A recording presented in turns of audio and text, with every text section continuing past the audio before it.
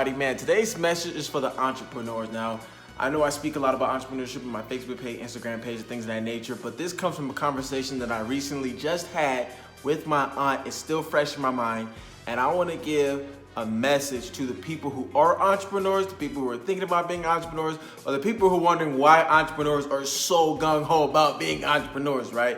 So the way I broke it down to her was very, very simple, right? Growing up, we did not really get exposed to entrepreneurship. Like, we didn't get exposed to, building a business or owning a business or starting a business or a business loan or an LLC.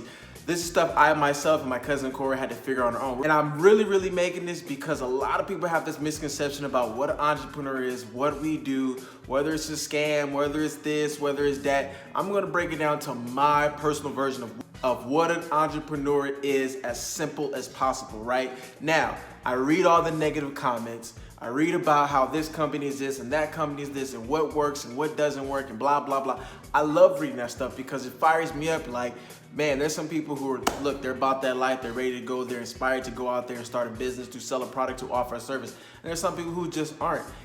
I do not shame anybody who doesn't want to be an entrepreneur. I do not shame anybody who wants to get multiple degrees and get all those letters behind their name. I do not shame anybody who wants to be a professional, who has a career path. I do not shame them. I'm just saying that is not for everybody. It is not for me. I do not like having a boss. I don't like being told what to do. I don't like having to ask for vacation. I don't like that. So I choose the path of entrepreneurship and starting a business and running and operating my own life. So to be really quick and be really brief, I'm going to tell you what my version of entrepreneurship is. Take away the building, take away the product, take away the big team, take away all the stuff that you think about it is having a business, and I'm gonna tell you two most important things about entrepreneurship. The first thing is you identify a need. What is something that people need that they may know about and they don't have access to, or they don't even know about it and they don't even know that they have access to it, right? That's the two primary things. Because think about this, I'm in the field of life insurance. One of my primary things that I offer people is life insurance, right? Offer other things like debt settlement and index annuities and retirement planning, all those things. But let's say life insurance. I've never met anybody who's been alive for forever, right? Everybody dies, which means at some point, everybody's going to need life insurance. Why? Because every year, GoFundMe cashes out over $325 million a year when it comes to memorials, when it comes to burial service, funeral service, things of that nature, right? But imagine if you didn't have to plan to use GoFundMe and you made a plan for yourself through a product called life insurance. It is a need, just like people need doctors and lawyers and dentists and things of that nature.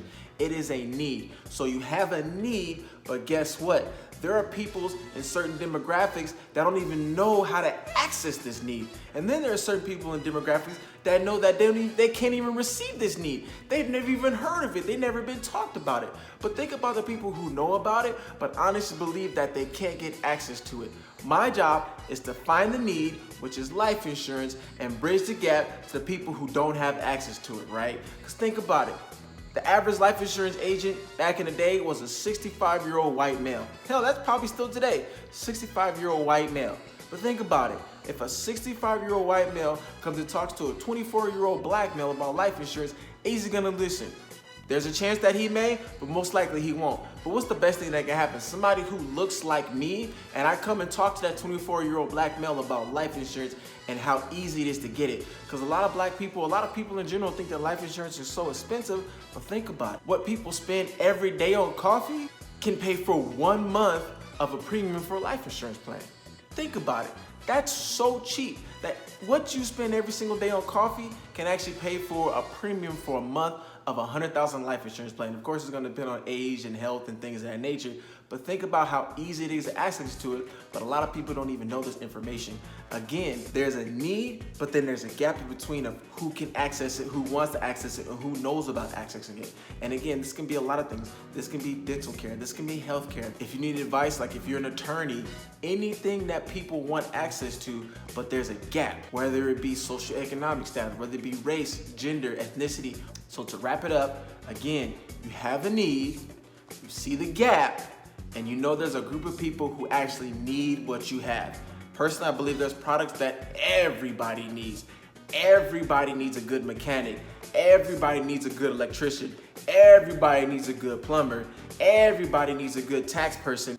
everybody needs a good barber or somebody to do their nails or whatever it may be. Trust me, sometimes you just don't want to cut your own hair. Sometimes you don't want to give yourself your own mani and pedi. Everybody says, I need these things in my life. So if you watch this, and I've been telling you guys, if you have a skill and you have a talent and it is God-given, or you know that there's something that you can do better than other people, you use that skill and use that talent to go out and serve others. Heck, do it for free.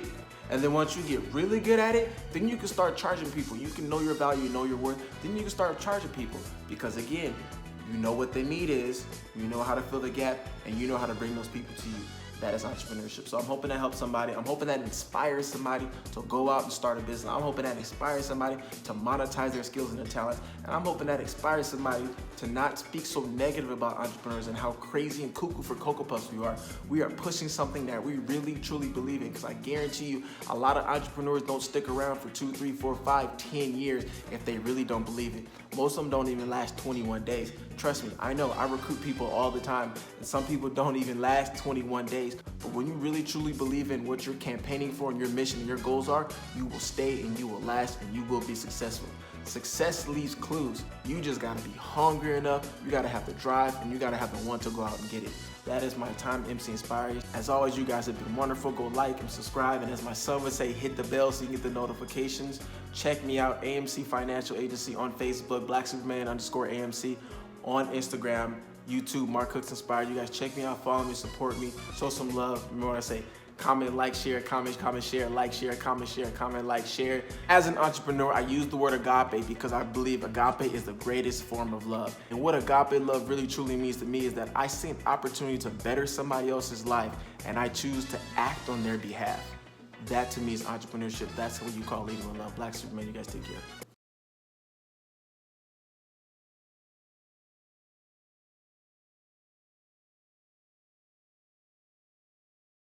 MC Inspires. Eat better, save better, live better, and always lead with love. Amen.